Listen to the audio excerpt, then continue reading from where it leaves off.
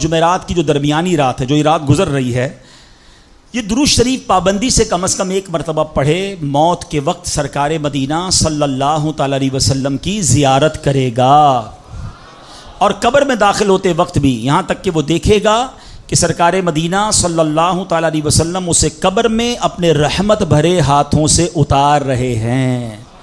آئیے مل کر پڑھ لیں، اللہم صلی وسلم وبارک علی سیدنا محمد النبی الامی الحبیب العالی القدر العظیم الجاہ وعلی آلہ وصحبہ وسلم۔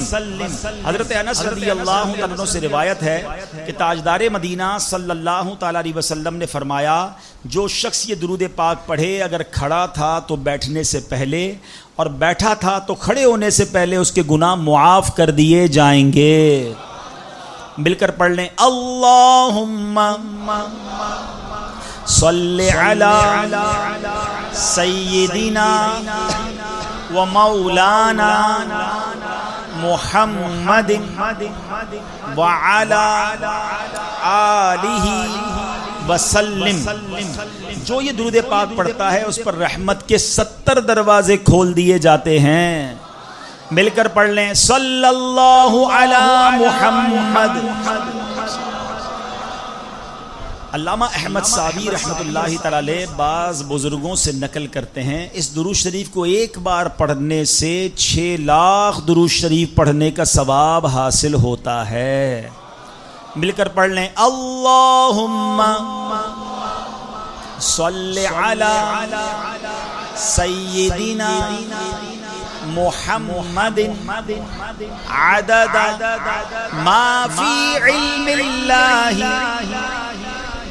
صلاة دائمة بدوام ملک اللہ۔ ایک دن ایک شخص آیا تو نبی پاک علیہ السلام نے اسے اپنے اور صدیق اکبر رضی اللہ تعالیٰ عنہ کے درمیان بٹھا لیا۔ اس سے صحابہ کرام کو بڑی حیرت ہوئی کہ یہ کون بڑے مرتبے والا شخص ہے۔ جب وہ چلا گیا تو سرکار دو عالم علیہ السلام نے فرمایا، یہ جب مجھ پر درود پاک پڑھتا ہے تو یوں پڑھتا ہے، آپ بھی پڑھ لیجئے، اللہم صلی علی محمد کما تحب وترضى لہ۔ شافع امم صلی اللہ تعالی علیہ وسلم کا عظمت والا فرمان ہے، جو شخص یوں درود پاک پڑھے اس کے لیے میری شفاعت واجب ہو جاتی ہے۔ مل کر پڑھ لیں، اللہم صلی علی محمد وانزلہ المقعد المقرب عندک یوم القیامہ۔ حضرت ابن عباس رضی اللہ عنہ سے روایت ہے کہ سرکار مدینہ صلی اللہ تعالی علیہ وسلم نے فرمایا، اس کو پڑھنے والے کے لیے 70 فرشتے 1000 دن تک نیکیاں لکھتے ہیں۔ مل کر پڑھ لیں، جزا اللہ عنا محمدا ما هو اہلہ۔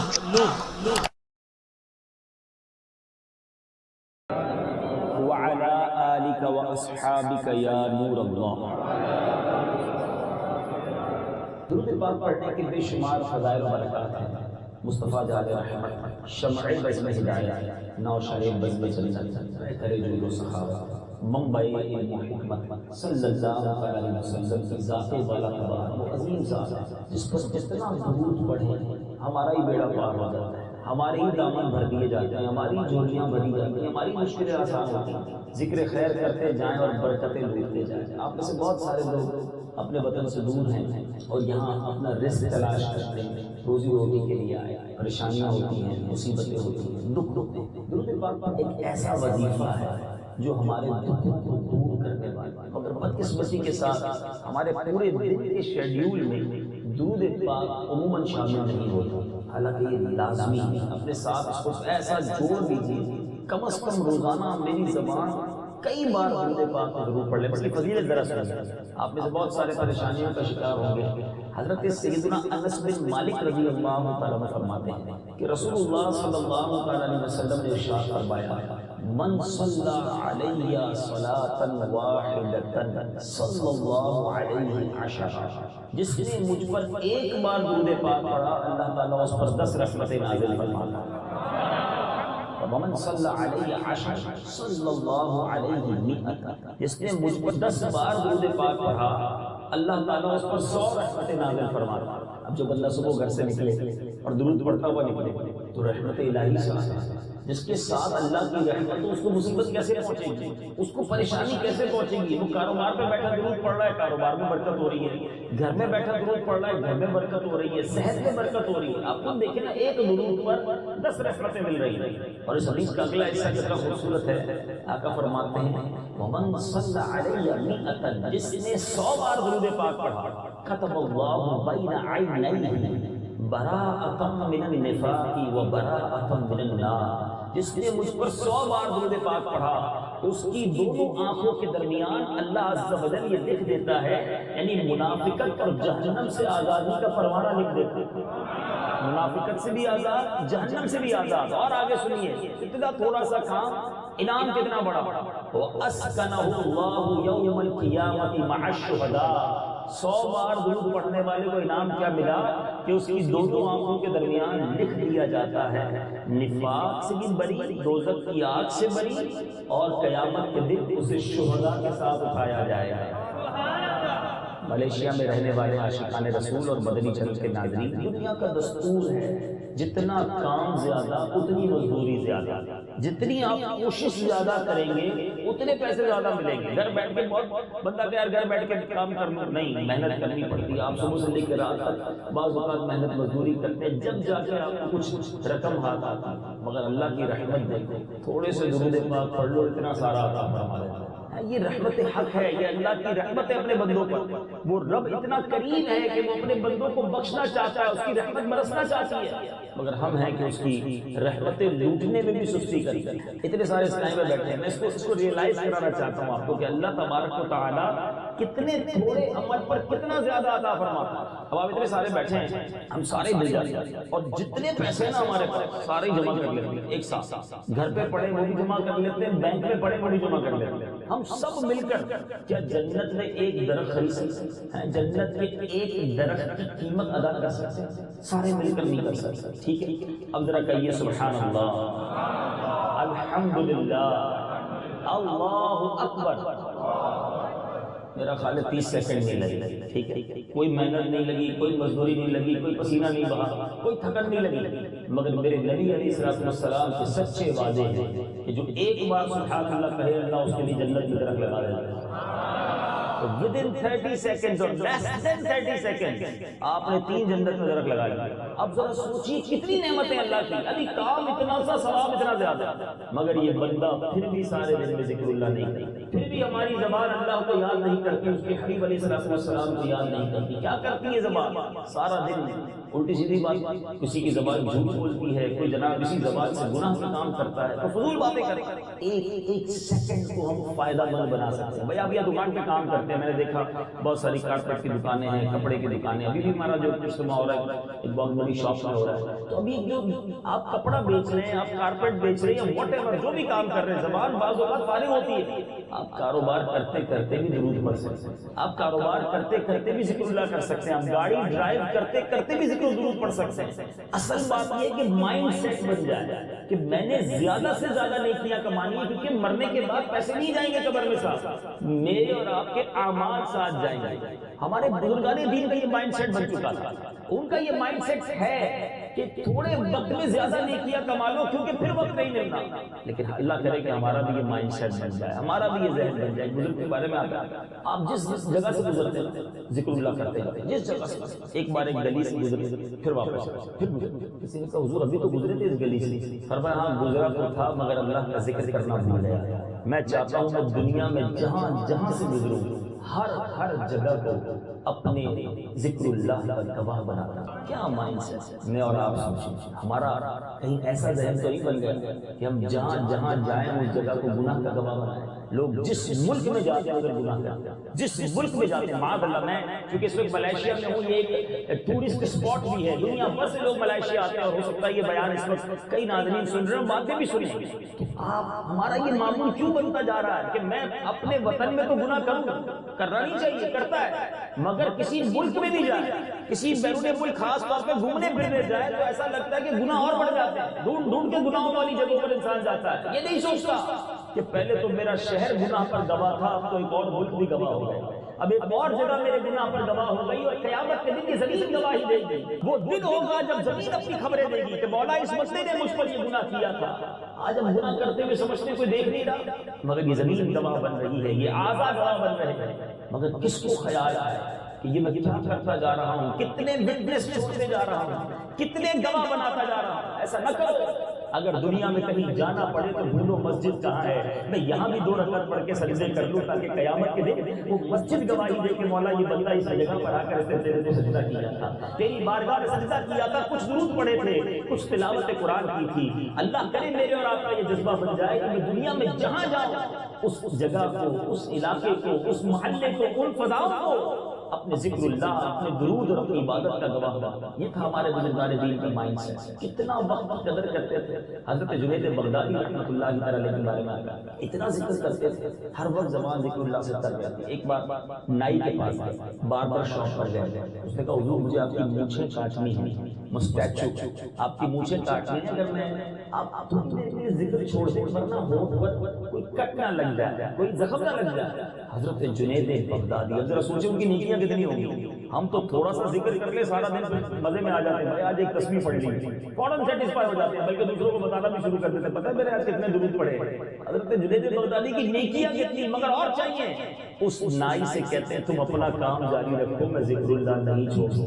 وہ کٹتا ہے تو کٹ جائے, میں اپنے رب کا ذکر جاری رکھوں. کیوں, کیا تھا, ٹائم تھوڑا ہے, موت کا پتہ ہے, جتنا ہے اس میں نیکیاں کر لیجیے, مگر ادھر تو اتنا فضول کاموں میں وقت ضائع ہو رہا ہے. خدا را آج بیان کے شروع میں یہ مدنی پھول لے لیجیے کہ اپنے وقت کی قدر کریں گے اور چلتے پھرتے اٹھتے بیٹھتے انشاءاللہ درود پاک کی کثرت کریں گے, ذکر اللہ کی کثرت کریں گے. میں مثال دیتا ہوں تھوڑا سا مزید چوٹ کرنے کے لیے, تاکہ اللہ کرے آج یہ عادت پکی ہو جائے, آج سے شروع ہو جائے. اس دکان پہ جو کام کرنے والے ہیں اس مارکیٹ میں, نلائی علاقے کا نام ہوتا ہے, نلائی کے اندر ایک اعلان ہوتا ہے کہ جو جتنے درود پاک پڑے گا روزانہ اتنے رنگٹ ملیں گے. میں چہرے کیسے مسکرا رہے ہیں, مزہ آ گیا, تو زبردست اعلان ہے. کب ہونے والا یہ اعلان؟ اچھا اگر یہ اعلان ہو جائے تو کتنے درود پڑھو گے روز؟ بندہ بولے پھر کام ہی کوئی اور نہیں کروں گا, 10,000 درود پڑھوں گا, 10,000 رنگٹ. ایک بار سبحان اللہ کہے, ایک رنگٹ ملے گا. ارے بھائی تسبیح پکڑ کے بندہ بیٹھا رہے. اب مجھے بتاؤ ایک رنگٹ کی ویلیو ہے یا جنت میں درخت کی ویلیو؟ اپنے دل سے ایک رنگٹ کی ویلیو ہے یا 10 رحمتوں کی ویلیو؟ اللہ کی 10 رحمتیں ہر ضرورت پر نازل ہوتی ہیں, تو کیوں نہ اس کو اہمیت دیں. اتنے گناہ کر لیے, اتنی خطائیں کر لی, اتنی فضول باتیں کر لی, زبان نے اتنی گندی باتیں کی کہ کالی ہو گئی یہ زبان. اب تو کچھ اچھی باتیں کر لوں, اب تو کچھ درود پڑھ لوں, کچھ استغفار کر لوں, کچھ اللہ اللہ اللہ کر لوں, تاکہ یہ زبان کے جو گناہ ہیں وہ معاف ہو. روایتوں کے الفاظ ہیں مرنے کے بعد بندہ اللہ کی بارگاہ میں عرض کرے گا مولا ایک بار دنیا میں بھیج دے, ایک سبحان اللہ کیا, 2 رکعت نماز پڑھ لوں مالک, ایک بار دنیا میں بھیج دے, پھر موقع نہیں ملے گا. آج میں اور آپ زندہ ہیں, سانسیں چل رہی ہیں, کمالوں نہیں, اس زبان کا صحیح استعمال کرنا. یہ زبان اللہ نے بری باتوں کے لیے نہیں دی, یہ آنکھیں گندی باتیں دیکھنے کے لیے نہیں دی. پنجابی شاعر بڑی پیاری بات کہتا ہے, یہ کیوں دی ہے رب نے؟ دل یاد بنایا ہے تعریف لئی زبان, دل یاد بنایا ہے تعریف لئی زبان, کیاں بڑائیاں سونے دے دیدار واسطے اکھیاں، بڑائیاں سونے دے دیدار۔ آج میں بھی نیت کروں اور آپ بھی نیت کریں کہ انشاءاللہ آج سے روزانہ کم از کم 313 مرتبہ درود پاک پڑھیں گے۔ اچھا 313 کیوں بھائی، 312 کیوں نہیں، 314 کیوں نہیں؟ پتہ ہے کسی کو 313 کیا ہے؟ یہ بھی نہیں پتہ۔ 313 کا عدد کیوں کہا گیا؟ یہ وہ عدد ہے، یہ وہ کاؤنٹنگ ہے کہ اصحاب بدر جو تھے نا، جو بدر کا مارکہ ہوا تھا تو مسلمانوں کی تعداد تھی 313، اور علماء کہتے ہیں جو 313 بار دن میں درود پاک پڑھ لے پورے دن میں، وہ کثرت کے ساتھ درود پاک پڑھنے والوں میں شامل ہو جائے۔ اچھا آپ کہیں گے باپ رے باپ 313 بار درود تو بہت ٹائم لگ جائے گا۔ کتنا ٹائم لگے گا؟ الصلاۃ والسلام علیک یا رسول اللہ، یہ درود پاک اتنا مختصر، صلی اللہ تعالی علی محمد صلی اللہ علیہ وسلم، یہ درود پاک تو مشکل 20 منٹ بس۔ اگر تسبیح ہاتھ میں ہو تو آپ کو پتہ بھی نہیں چلے گا آپ نے کتنے درود پڑھ لیے، اتنی تعداد میں پڑھ لیں گے آپ انشاءاللہ۔ تو اب انشاءاللہ نیت کریں کہ روزانہ کثرت سے درود پاک پڑھیں گے۔ آئیے محبت کے ساتھ باآواز بلند درود پاک پڑھ لیں، صلو علی الحبیب صلی اللہ تعالی علی محمد صلی اللہ علیہ وسلم۔ میٹھے اسلامی بھائیوں، آج میں نے آپ کو دو بڑے عجیب و غریب واقعات سنائے، ایک اللہ کے نبی علیہ السلام کے دور میں ہونے والا واقعہ، اور ایک بہت عظیم اللہ کے ولی رحمۃ اللہ علیہ کے دور میں ہونے والا واقعہ۔ یہ دونوں واقعات میں بہت زبردست میسج اور سبق دیتے ہیں۔ بنی اسرائیل ایک بار قحط پڑ گئے اور زبردست بارش کی ضرورت تھی۔ اب ملیشیا میں تو مجھے بتایا آلموسٹ ڈیلی بارش ہوتی ہے، مگر دنیا میں کئی ایسے ملک ہیں جب مہینوں سالوں بارش قحط آ جاتا ہے، لوگ بھوکے پیاسے رہ جاتے ہیں، اب بارش نہیں ہو رہی۔ لوگ حضرت موسیٰ علیہ السلام کے پاس آئے کہ حضور کرم فرمائیں، دعا کریں، اب پیاس سے برا حال ہے، پانی نہیں، مویشی ہلاک، بچے پریشان۔ آپ نے کہا کہ چلو سب مل کر دعا کرتے ہیں اللہ کی بارگاہ۔ ویسے اگر بارش نہ ہو تو ان ملکوں میں نماز استسقاء ادا کی جاتی ہے، یہ وہ نمازیں جو بارش کے لیے پڑھی جاتی ہے، پھر سب مل کے دعا کرتے ہیں، ٹھیک ہے۔ اور اس دعا کے انداز بھی نرالا ہے، اس دعا میں ہاتھ آسمان کی طرف نہیں اٹھائے جاتے بلکہ زمین کی طرف رکھے جاتے ہیں۔ بہرحال اس کی الگ تفصیل ہے۔ تو اب سارے لوگ حضرت موسیٰ علیہ السلام کے ساتھ ایک میدان میں جمع ہوئے۔ کتنے لوگ تھے؟ 70,000 افراد جمع ہوئے۔ حضرت موسیٰ علیہ السلام نے بڑی عاجزی کے ساتھ رب کی بارگاہ میں دعا کرنا شروع کی، الہی اسقنا علیک وانشر علینا رحمتک، میرے پروردگار ہمیں بارش سے نواز، ہمارے اوپر اپنی رحمتوں کی نوازش فرما دے۔ چھوٹے چھوٹے بچے، بے زبان جانور، بوڑھے اور بیمار سبھی تیری رحمت کے امیدوار ہیں، ان سب پر ترس کھاتے ہوئے اپنے دامن رحمت میں جگا دے، رحم فرما، کرم فرما۔ اب کیا ہوا؟ اتنی زبردست دعا ہو رہی ہے، اللہ کے نبی دعا کر رہے ہیں، بارش نہیں ہو رہی بلکہ دھوپ اور تیز ہو رہی۔ 70,000 لوگ مل کر دعا کریں جن میں اللہ کے نبی بھی ہوں، پھر بارش نہ ہو۔ حضرت موسیٰ علیہ السلام نے عرض کی مالک ماجرا کیا ہے؟ سب مل کر دعا کر رہے ہیں، کرم فرما، بارش کیوں نہیں ہو رہی؟ رحمت الہی کی طرف سے، حق تعالیٰ کی طرف سے جواب آتا ہے کہ تمہارے درمیان ایک ایسا بندہ جس نے گزشتہ 40 سالوں سے مسلسل میری نافرمانی کی، فرام لاسٹ 40 ایئرز اس نے گناہ ہی گناہ کیے، میری نافرمانیاں کر رہا ہے۔ اے موسیٰ آپ لوگوں میں اعلان کر دیں کہ وہ بندہ تمہارے درمیان سے نکل جائے، جب تک وہ باہر نہیں نکلتا بارش نہیں ہوئی۔ حضرت موسیٰ علیہ السلام ذرا غور کریں وہ کیسا منظر ہوگا کہ 70,000 لوگوں کا مجمع ہے، حضرت موسیٰ علیہ السلام کھڑے ہوئے۔ حضرت موسیٰ علیہ السلام نے عرض کی مالک میں کمزور بندہ، 70,000 لوگ، میری آواز کیسے پہنچے گی؟ سبحان اللہ، میرا رب فرماتا ہے اے موسیٰ تیرا کام آواز دینا ہے، پہنچانا ہمارا کام ہے۔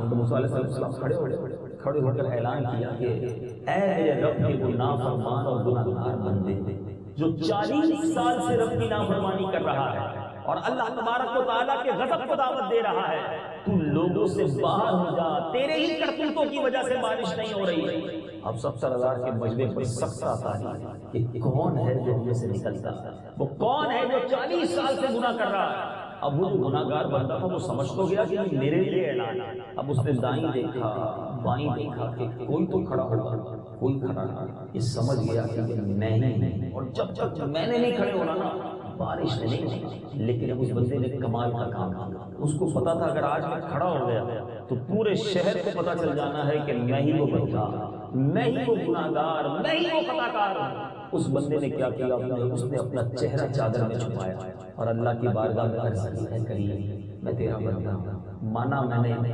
40 سال مجھے ناراض کیا ہے، تو مجھے مہلت دیتا رہا، میں نافرمانی کرتا رہا، اے اللہ مگر یہاں تو تیرا فرما بردار بن کر آیا، اس مجمع میں تو تجھ سے دعا مانگنے آیا ہوں، آج تو تیری رحمت کو پکارنے آیا ہوں، اے مالک آج بچا لے، آج پورے شہر کے سامنے ذلیل نہ کیجیے، اگر آج کھڑا ہو گیا تو سب کو پتہ چل جائے گا میں ہی وہ بدکار، میں ہی وہ گناہگار ہوں، بچا لے میرے مالک، آج معاف کر دے۔ ذرا غور کیجیے، اس بندے نے ابھی کوئی سجدہ نہیں کیا، اس بندے نے ابھی کوئی نماز نہیں پڑھنا شروع کر دی، بس سچے دل سے اپنے رب کو پکارا، اپنے مولا کی بارگاہ میں سر جھکایا، اپنے اللہ سے ناطہ جوڑ لیا، دوستی کر لی، کوئی بڑا عمل نہیں کیا بظاہر، مگر اب کیا ہوا، ابھی اس بندے کی فریاد جاری تھی کہ آسمان بادلوں سے بھر گیا، موسلا دھار بارش شروع ہو گئی۔ حضرت موسیٰ علیہ السلام نے اللہ سے عرض کی، مالک ابھی تو کوئی نکلا ہی نہیں ہے، ابھی تو مجمع سے کوئی باہر گیا ہی نہیں ہے، اے اللہ پھر یہ بارش کیسی؟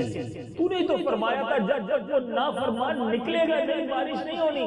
ارشاد ہوتا ہے موسیٰ جس کی وجہ سے بارش نہیں ہو رہی تھی اب اسی کی وجہ سے بارش ہو رہی ہے۔ میرے اس بندے نے مجھ سے دوستی کر لی ہے، میرے اس بندے نے مجھ سے معافی مانگی ہے۔ حضرت موسیٰ علیہ السلام عرض کرتے ہیں، مالک اب میں اس بندے سے ملنا چاہتا ہوں کہ جس کی وجہ سے تو نے مجمع پر کرم کر دیا، تو نے بارش برسا دی، میں تیرے اس دوست سے ملنا چاہتا ہوں۔ اللہ اللہ اللہ، دیکھو میرے رب کی کرم نوازی، رب فرماتا ہے موسیٰ میں نے اس کو اس وقت رسوا نہیں کیا جب وہ میرا نافرمان تھا، اب تجھے کیسے بتا دوں وہ کون ہے، کیونکہ یہ تو پتہ چل جانا ہے نا کہ یہی وہ تھا جو پہلے گناہگار تھا اور اب اس نے مجھ سے دوستی لگائی ہے۔ اے میرے پیچھے اسلامی بھائی، جب میں نے یہ واقعہ پڑھا، آپ سوچئے کیسا کریم ہے ہمارا مولا، گناہ کیے جا رہے ہیں وہ چھپائی جا رہے ہیں، اسے ناراض کیے جا رہے ہیں وہ پردے ڈالی جا رہا ہے۔ آج دنیا میں ہمارا سیٹ، ہمارے ماں باپ، ہمارے جاننے والے ہماری کوئی خطا دیکھ لے تو ذلیل کر دیتے، کوئی نہیں چھپاتا، تھوڑا سا موقع ملے تو میسج چلاتے، پتہ ہے فلاں نے یہ کر دیا، پتہ ہے فلاں نے یہ کر دیا، ہاں اس نے، وہ جو بڑی نمازیں پڑھتا ہے نا اس نے یہ کام کر دیا۔ ارے لوگ تو تلاش میں ہیں کہ کسی طرح میرا کوئی عیب پتہ چل جائے، مگر وہ کریم ہے جو ڈھانپی جا رہا ہے، جو چھپائی جا رہا ہے، جو بچائی جا رہا ہے۔ پنجابی شاعر کہتا نا، ہک گناہ میرا ماں پیو ویکھے مینو عمری منہ نہ لاوے، ہک گناہ میرے ماں پیو ویکھے مینو عمری منہ نہ لاوے، لکھ گناہ میرا مالک ویکھے او پھر بھی پردے پاوے، پھر بھی ہم اپنے رب سے دوستی نہیں کرتے، پھر بھی اس کریم سے ہم اپنے تعلقات بہتر نہیں کرتے۔ وہ عطائیں دے رہا ہے، ہم خطائیں کر رہے ہیں،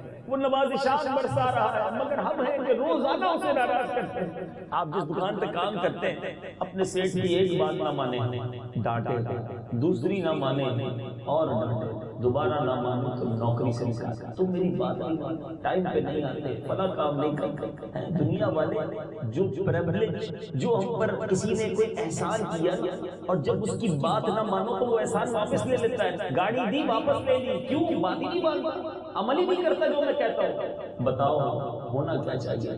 میری آنکھ حرام دیکھتی میں اندھا ہو جاتا، یہ کان حرام سنتے تو کان واپس لے لیتا رہا، یہ ہاتھ حرام کرتے تو ہاتھ ٹوٹ جاتے، یہ پیر شراب کھانے کو جاتے، سنیما گھر کو جاتے، بدکاری کے لیے جاتے، بے حیائی کے لیے جاتے تو لنگڑا کر دیا جاتا، مگر وہ مالک کی نعمتوں کو واپس نہیں لے رہا، ہمیں رزق بھی دے رہا ہے، ہمیں سانس بھی دے رہا ہے، ہمیں صحت بھی دی ہوئی ہے۔ ہونا کیا چاہیے تھا؟ پلیز اپنے دل سے سمجھو، پوچھو، دنیا میں ایک تحفہ دینا تو میں کہتا ہوں یار بڑا اچھا، تھینک یو، جزاک اللہ، دوبارہ دے تو بندہ کہتا ہے یار بہت اچھا شخص، میں اس کو ناراض نہیں کروں۔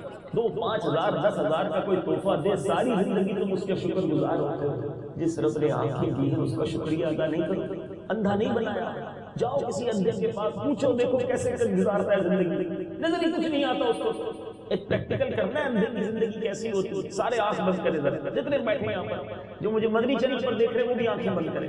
آپ دیکھیں آپ کی آنکھیں بند ہیں، سامنے کیا ہے؟ آپ کو صرف اندھیرا، جی ہاں ڈارک. اب کھولے اب مجھے دیکھ رہے ہیں، میں آپ کو دیکھ رہا ہوں، لیکن تھوڑی دیر پہلے جو آنکھوں کے سامنے اندھیرا تھا، اندھیری زندگی میں وہ ساری زندگی رہتا ہے. all the life صبح سے شام تک نہیں دیکھ سکتا کچھ، اپنے بچوں کو بھی نہیں دیکھ سکتا، اپنی فیملی کو، اپنے ماں باپ کو کچھ نہیں دیکھ سکتا. مکہ مدینہ پہنچ جائے اللہ کی رحمت سے تو کعبے کے سامنے کھڑا ہو کر بھی کعبہ نہیں دیکھ سکتا، گنبد خضرا کے سامنے کھڑا ہو کر بھی گنبد خضرا نہیں دیکھ سکتا. مجھے آنکھیں دی ہے میرے مالک نے، مجھے کتنا شکریہ ادا کرنا چاہیے تھا، مجھے کتنی اس کی نعمت کی قدر کرنی چاہیے. میں تو ایک نعمت کی بات کی ہے، ملے ہو کسی گونگے سے، بیچارہ اشارے کرتا ہے، لوگ ہنستے ہو، عجیب عجیب آواز نکلتی ہے اس کے منہ سے. ایک بات کو کتنی بار اسے سمجھانا پڑتا ہے کہ میں کیا کہہ رہا ہوں، لوگ ہنس رہے ہوتے ہیں اس پر. جو رب کو رب نے زبان دی، جو بولنا ہے جیسے بولنا ہے بول سکتا ہے. کتنا شکر اللہ. اسی زبان سے اسے ناراض کرو، اسی زبان سے گالیاں دو گے، اسی زبان سے غیبت کرو گے، اسی زبان سے فحش کلامی،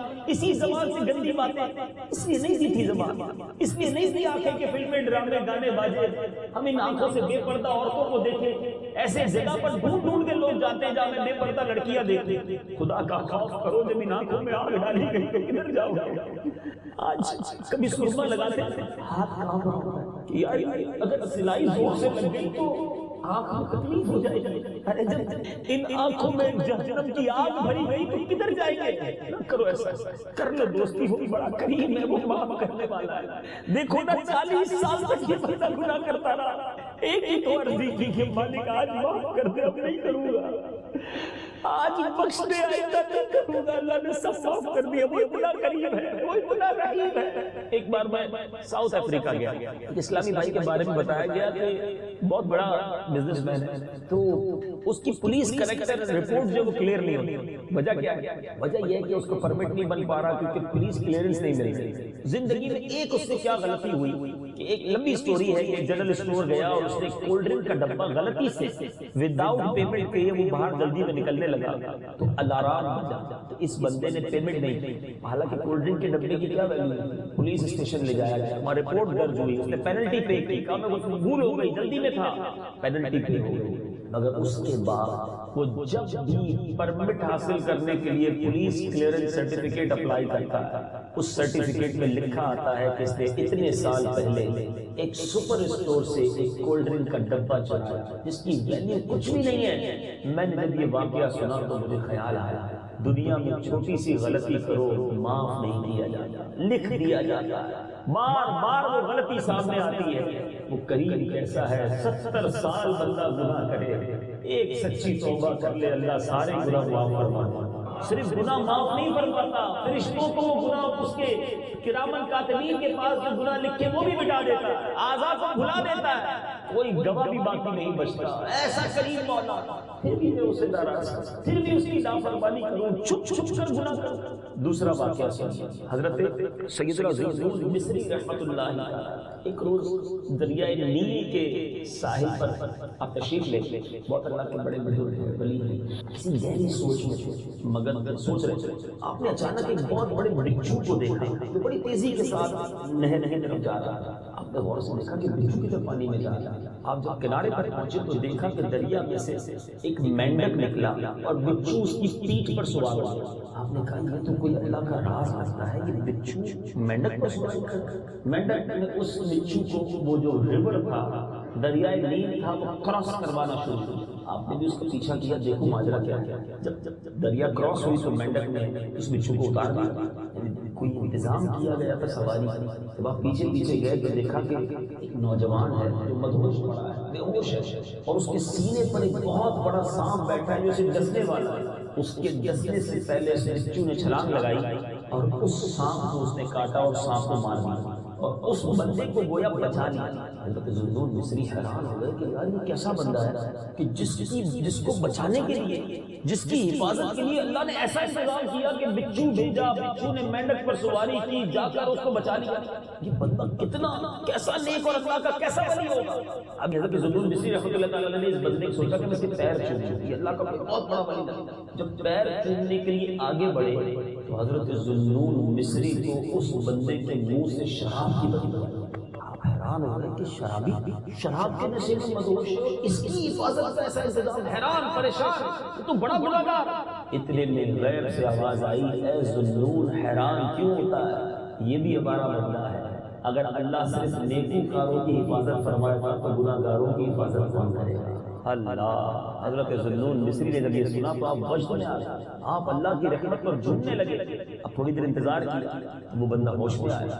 حضرت ذوالنون مصری کو دیکھا تو گھبرا گیا کہ اللہ کے اتنے بڑے نیک بزرگ میرے قریب، حضور آپ یہاں کیسے؟ فرمایا پہلے اپنا تعارف کروا۔ حضور میں تو ایک گناہ گار شرابی آدمی ہوں۔ فرمایا دیکھو تیرے ساتھ کیا ہوا ہے۔ قریب دیکھا تو بڑا سا سانپ مرا ہوا پڑا۔ آپ نے وہ سارا واقعہ اسے سنایا۔ وہ شخص خوب شرمندہ ہوا، اس کے بدن پر لرزہ طاری ہو گیا اور کہا کہ اگر وہ ذات اپنے گناہ گاروں کے ساتھ ایسا سلوک کرتی ہے تو نیکوکاروں کو وہ ذات کتنا نوازتی ہوگی۔ یہ کہہ کر وہ جنگل میں چلا گیا، اپنے گناہوں سے توبہ کی، سخت مجاہدے کیے، اللہ کے مقبول بندوں میں شامل ہو گیا، بلکہ یہاں تک پہنچا کہ اب وہ سابقہ شرابی کسی بیمار پر دم کیا کرتا، اللہ اسے شفا عطا فرماتا۔ میں نے آپ کو 2 واقعے سنائے، ایسے واقعات سے کتابیں بھری پڑی کہ وہ کریم جب کرم فرماتا، جب معاف فرماتا، جب نوازشات عطا کرتا ہے تو کیسے کرم کے دروازے کھلتے ہیں، سب معاف ہو جاتا ہے، ساری بگڑی بن جاتی ہے۔ مگر نہ جانے ہم کس انتظار میں ہیں، ہم کس دھوکے میں ہیں، ہم کب اپنے رب کو راضی کریں گے۔ ایسا نہ کریں میرے نیچے ساتھ، ایسا نہ ہو کہ توبہ کے انتظار میں، توبہ کی تاخیر میں ہی دنیا سے چلے جائیں کہ یار توبہ تو کرنی ہے مگر اگلی رمضان سے کرنی ہے، ابھی 2-5 سال معاملات ٹھیک ہو جائے پھر توبہ کر لوں گا، پھر اللہ سے دوستی کر لوں گا۔ کیا ملائیشیا میں لوگ مرتے نہیں؟ آپ کے سامنے نوجوانوں کا انتقال نہیں ہوا؟ یہاں اور آپ کے وطن میں خبر آتی ہے کہ فلاں آدمی اچھا خاصا صحت مند تھا، دنیا سے چلا گیا، ابھی مرنا ہے۔ میرے اور آپ کے بارے میں بھی لوگ یہی کہیں گے، یار دوپہر تو ہمارے ساتھ تھا، شام کو ہم نے ساتھ کھانا کھایا تھا، اور آج رات کو قبر میں چلا گیا۔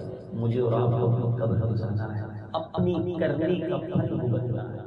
دنیا میں کسی کا اسٹیٹس، کسی کی زندگی کے حالات معلوم کرنا یوں آسان ہے، کوئی بہت امیر علاقے میں رہتا ہے تو لوگ سمجھ جاتے ہیں بڑی لگژری لائف ہوگی، آرام دہ لائف ہوگی، کوئی غریب علاقے میں رہتا ہے، جھونپڑی میں رہتا ہے تو سمجھ آ جاتا ہے کہ یار غریبوں والی لائف ہوگی، تکلیف کی لائف۔ گھر دیکھ کر پتہ چل جاتا ہے، قبریں دیکھ کر پتہ نہیں چلتا۔ قبرستان گئے ہو نا، ساری قبریں ایک جیسی دکھتی ہیں، امیر کی بھی قبر ایک جیسی، غریب کی بھی قبر ایک جیسی، مگر قبر کے اندر کے حالات ڈفرینٹ ہوتے ہیں۔ حدیث پاک کا مضمون ہے قبر 2 طرح کی ہوتی ہے۔ تیسرا آپشن نہیں یاد رکھنا، ملیشیا آ گئے ہو، کرنسی روپیز سے رنگٹ ہو گئی ہے، کئیوں کے پرمٹ بن گئے ہوں گے، کئیوں کے پاسپورٹ بن جائیں گے، کچھ بھی کر لو، قبر صرف 2 طرح کی ہوتی ہے، تیسری کوئی آپشن نہیں ہے۔ اور وہ 2 طرح کی قبریں کیا ہیں؟ حدیث کے الفاظ ہیں، یا تو جنت کے باغوں میں سے ایک باغ ہوگی، یا تو دوزخ کے گھروں میں سے ایک گھر۔ اب خود میں آپ سب سے ایک سوال کرتا ہوں جس کا جواب مجھے مت دینا، یہاں موجود سارے اسلامی بھائیوں سے اور مدنی چینل کے ناظرین، ہم میں سے کوئی آج مر تو سکتا ہے، پاسبل کوئی ہے یہاں پر جس کے پاس یہ گارنٹی ہو کہ میں صبح تک زندہ رہوں گا؟ نہیں ہے۔ اٹ مینس آج بھی ہم دنیا سے جا سکتے ہیں۔ اب سوال میرا یہ ہے کہ اگر آج میرا انتقال ہو گیا اور میں قبر میں چلا گیا تو اب تک جو زندگی گزاری ہے وہ ایسی گزر گئی کہ قبر جنت کا باغ ہوگا؟ اپنے آپ سے خود پوچھو، ہر بندہ اور یہ سوال اپنے آپ سے کرے اور اس کا جواب بھی اپنے دل سے پوچھے کہ آج اگر انتقال ہوتا ہے تو آج سے پیچھے ساری زندگی اب تک جو گزری ہے، کسی کے 25 سال گزرے ہیں، کسی کے 30 گزرے ہیں، کسی کے 40، کسی کے 50، اپنے آپ سے سوال کرے اور خود ہی دل میں جواب دے، اگر آج مر گیا اور قبر میں گیا تو اب تک جو کیا ہے اس پر جنت کا باغ بن جائے گی قبر یا دوزخ کا گھڑا؟ کیونکہ تیسرا آپشن تو ہے نہیں کہ چلو نہ جنت کا باغ نہ دوزخ کا گھڑا، کوئی بیچ کا فیصلہ نہیں، 2 میں سے ایک ہونا ہے۔ اگر دل سے یہ آواز آ رہی ہے کہ نہیں ابھی نہیں مرنا، ابھی تو یہی کچھ نہیں ہے، ابھی تو نیکیاں کرنی ہیں، توبہ کرنی ہے، نمازیں پڑھنی ہے، اللہ کو راضی کرنا ہے، ورنہ جاؤں گا کدھر؟ تو پھر دوسرا میرا سوال یہ ہے کہ پھر قبر کی تیاری کب کروں گا؟ گھر پہ کوئی نوٹس نہیں آئے گا کہ بھائی 1 مہینے بعد آپ کا انتقال ہونا ہے، کہ 30 دن توبہ کر لیں، عبادت کر لیں؟ نہیں، صبح بندہ گھر سے خوش جاتا ہے، رات کو جنازہ گھر کو آتا ہے۔ یہ سارے منظر میں نے بھی دیکھے، آپ نے بھی دیکھے، مگر یہ ڈیلینگ پروسیس کیوں ہے؟ کبھی سوچا؟ یہی تو شیطان کا چاچا ہے، یہی تو شیطان چاہتا ہے کہ ہم توبہ نہ کریں۔ اس کو پتا ہے کہ توبہ ایک ایسی چیز ہے کہ سچی توبہ جس کو نصیب ہو گئی، شیطان نے کسی کو 70 سال تک گناہ کروائے، شرابیں پلوائیں، بدکاریاں کروائیں، سارا زور لگایا، مگر اس بندے نے ایک بار سچی توبہ کر لی، اللہ سارے گناہ معاف فرما دیتا ہے۔ اس لیے شیطان اس طرف آنے نہیں دیتا۔ آپ دیکھیں توبہ کی طرف نہیں آنے دے گا، بڑا بہانے لائے گا، ابھی تو شادی نہیں ہوئی ہے، ابھی تو جوانی ہے، ابھی تو تھوڑا ٹائم گزر جائے پھر سب کر لوں گا، آخری عمر میں تو اللہ نہیں کروں گا اور کچھ بھی نہیں کروں گا۔ بھائی آخری عمر تک پہنچو گے، گارنٹی ہے؟ آگاہ اپنی موت سے کوئی بشر نہیں، سامان 100 برس کا ہے، پل کی خبر۔ اے میرے بیچ اسلامی بھائیوں، اللہ کی کرم نوازیاں دیکھیں۔ توبہ جو ہے بیسک ایسنس آف توبہ یہ ندامت ہے۔ سب سے پہلے انسان شرمندہ ہو، اللہ کی بارگاہ میں شرمندہ ہو جائے کہ مالک بہت گناہ گار، میرے سے واقعی بڑی خطا ہے۔ یہاں تو لوگ گناہ کر کے بھی دلیر ہیں، کیا ہو گیا بھائی اگر یہ کر لیا تو کوئی بات نہیں، کر لیا، اللہ معاف کرنے والا۔ وہ اللہ کے بندے، تم جس کی خطا کر رہے ہو اس سے بھی شرمندہ نہیں ہے؟ جس کے اندر شرمندگی نہیں ہے وہ اللہ سے کیسے معافی مانگے گا؟ پہلے ندامت ہو۔ شاعر لکھتے ہیں نا، ندامت حشر میں اے آسیوں تم ساتھ لے جانا، ندامت حشر میں اے آسیوں تم ساتھ لے جانا، سنا ہے شرم والوں کو وہ شرمایا نہیں کرتا۔ شرم ہوگی تو بیڑا پار ہوگا۔ بندے کے اندر پہلے ندامت ہو، اب ندامت سے کیا مل جاتا ہے؟ سنیے، کتاب التوابین میں سیدنا کعب الاحبار رضی اللہ عنہ فرماتے ہیں کہ بنی اسرائیل میں 2 آدمی تھے، مسجد کی طرف چلے، ایک تو مسجد میں داخل ہو گیا، دوسرے پر خوف خدا تاری اور باہر ہی بیٹھ گئے۔ عرض کی مالک میں اتنا گناہ گار، اتنا گندا وجود دیکھ کر تیرے گھر میں کیسے داخل؟ لرزنے لگا۔ اللہ عز و جل کو اس کی یہ ادا ایسی پسند آئی کہ اس کو صدیقین کے زمرے میں لیا گیا۔ بیسیکلی اللہ کی بارگاہ میں شرم سے سر جھکانا، اس سے پکی سچی توبہ کرنا، پھر دیکھیں وہ کیسے کرم کے دروازے کھولتا ہے، وہ سارے گناہ معاف فرما دے۔ اللہ تبارک و تعالیٰ کی کرم نوازی دیکھیں۔ اللہ فرماتا ہے، اے ابن آدم، تو نے جب بھی مجھے پکارا، مجھ سے رجوع کیا، میں نے تیرے گناہوں کی بخشش کر دی اور مجھے اس کی کوئی پرواہ نہیں۔ اور اے ابن آدم، اگر تیرے گناہ آسمان تک پہنچ جائیں پھر تو مجھ سے مغفرت طلب کرے تو میں تیری بخشش کر دوں گا۔ میری ذات بے نیاز ہے۔ اے ابن آدم، اگر تیری مجھ سے ملاقات اس حالت میں ہو کہ تیرے گناہ نے پوری زمین کو گھیر لیا ہو لیکن تو نے شرک کا ارتکاب نہ کیا ہو تو میں تیرے گناہوں کو بخش دوں گا۔ کرتا کیا ہے؟ بہت سارے وسوسے دیتا ہے۔ کسی کو تو یہ کہتا ہے بھائی اتنے گناہ کر لیے اب کیسے توبہ کروں، اب تو میری چانس ہی نہیں بخشش۔ کچھ کو نا امید کر دیتا ہے، کچھ کو لانگ ٹرم پروسیس میں ڈال دیتا ہے۔ توبہ بالکل کرنی ہے، یہ مولانا صاحب بات بالکل ٹھیک کر رہے ہیں۔ ہو سکتا ہے ابھی بھی کسی کے دل میں خیال ڈال رہا ہو یہ بات بالکل صحیح کر رہے ہیں، بس اگلے رمضان سے بس پکی توبہ، کسی کو لانگ پروسیس میں ڈال دیں، ٹھیک ہے۔ تیسرا وسوسہ کیا ہوتا ہے؟ یار اللہ معاف کرنے والا ہے، اللہ بڑا کریم ہے، وہ معاف کر دے گا، اتنا گھبرانا کیا؟ اس کے یہ بہت سارے وار ہیں، یاد رکھیں۔ یقیناً اللہ کریم ہے، اللہ رحیم ہے، اسی نے جنت بنائی ہے، مگر وہ قہار بھی ہے، وہ جبار بھی ہے۔ جہاں وہ اپنے کرم سے اپنے بندوں کو جنت میں داخل کرے گا، وہ جہنم میں بھی تو لوگ جائیں گے نا۔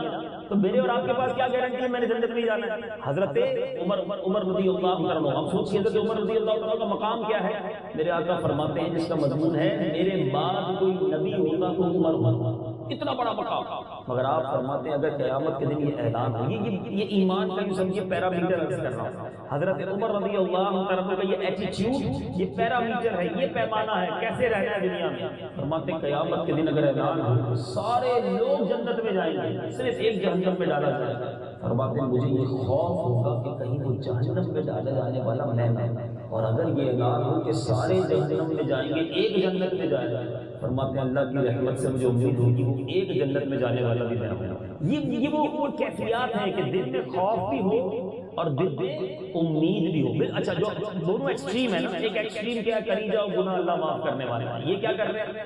اللہ کی رحمت پر گناہ کر رہے ہیں، دلیری پر، اللہ کی رحمت پر دلیری اختیار کر رہے ہیں۔ دوسری ایکسٹریم کیا ہے کہ میں نے اتنے گناہ کر لیے میری بخشش ہی نہیں ہوگی، یہ بھی گناہ کیے جا رہے ہیں۔ یہ دو ایکسٹریم دونوں رانگ۔ بندہ بیچ میں رہے، الایمان بین الخوف والرجاء، ایمان خوف اور امید کے درمیان کی شے کا نام ہے۔ خوف بھی ہو، آنسو بھی بہتے رہے اور دل امید بھی رکھے کہ وہ کریم ماں سے زیادہ چاہنے والا ہے، وہ ضرور بخشے۔ اللہ تعالیٰ مجھے بھی آپ کو بھی عمل کرنے کی توفیق عطا فرمائے۔ صلو علی الحبیب۔ جی میں نے حاجی صاحب کا بیان سنا ہے، الحمدللہ میرا اپنا جو دل ہے وہ بہت زیادہ چینج ہو گیا، تو مجھے ایسے لگتا ہے جیسے مدنی رنگ چڑھ گیا۔